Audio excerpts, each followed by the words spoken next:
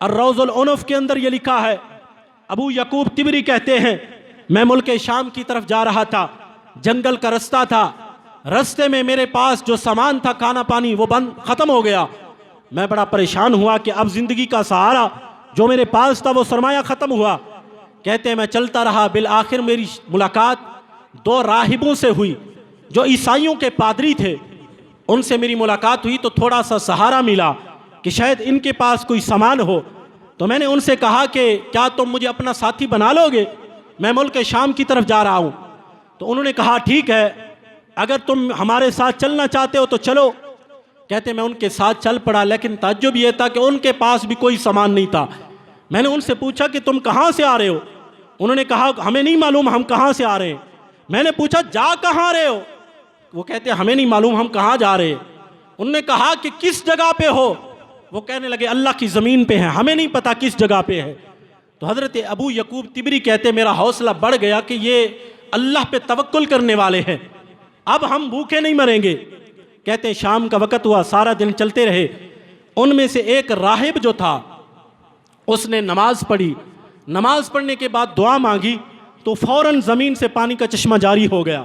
हमने पानी पिया, इतने में खाना ज़ाहिर हुआ। उन्होंने मुझे भी बुलाया कि आके खाना खा लो। हमने खाना खाया, फिर सारी रात हम भी इबादत करते रहे, वो भी नमाज पढ़ते रहे। कहते हैं सुबह हुई, फिर हम चल पड़े, सारा दिन चलते रहे। जब शाम का वक़्त हुआ, जो दूसरा पादरी था उसने नमाज पढ़ के दुआ मांगी। दुआ मांगते ही फ़ौरन पानी का चश्मा जारी हुआ, खाना भी आया, हमने मिल के खाना खाया। कहते हैं जब तीसरा दिन आया, जब शाम का वक़्त हुआ तो वो मुझसे कहने लगे ऐ मुसलमान, आज बारी तेरी है।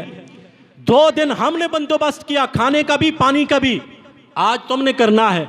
हज़रत अबू यकूब तिबरी कहते मैं रो पड़ा कि मैं गुनहगार हूँ। कहते मैं रोते रोते अल्लाह की बारगाह में अर्ज़ करने लगा, बारी ताला आज अगर खाना और पानी ना आया तो तेरे मोहम्मद के ग़ुलामों पे एतराज़ बन जाएगा कि जिस नबी का ये कलमा पढ़ते हैं उनका कोई मकाम ही नहीं अल्लाह की बारगाह में। कहते हैं मैंने अल्लाह की बारगाह में दुआ की, या अल्लाह मैं नाम मोहम्मद का वसीला देता हूँ, आज मेरे लिए कोई खाना पानी का बंदोबस्त फरमा दे।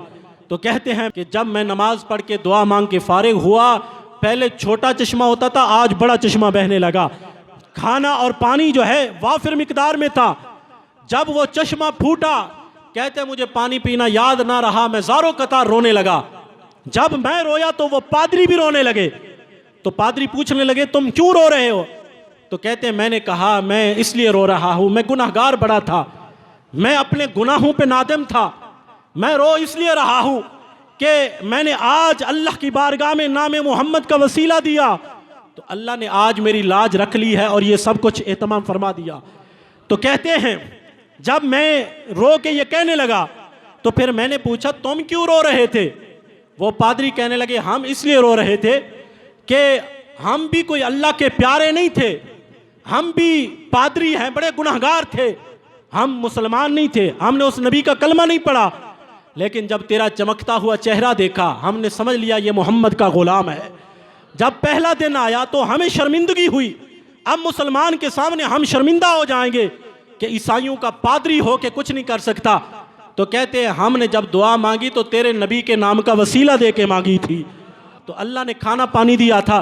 दूसरा दिन जब हुआ तो फिर भी तेरे नबी के नाम का वसीला दिया था। हम 2 दिन तक तेरे नबी के नाम के वसीले का खाते रहे, आज तूने भी अपने नबी के नाम का वसीला दिया है। तो देखो रब को ये नाम इतना प्यारा है, अल्लाह ने तेरी लाज भी रख ली है, हमारी लाज भी रख ली है। हज़रत अबू यकूब तिबरी कहते हैं रोते रोते उन्होंने हाथ आगे बढ़ाया और कहने लगे ऐ उस नबी के ग़ुलाम, हाथ आगे करो, हम भी उस नबी का कलमा पढ़ना चाहते हैं। तो हज़रत अबू यकूब तिबरी कहते हैं उन्होंने सरकार का कलमा पढ़ा और सरकार की ग़ुलामी में शामिल हो गए।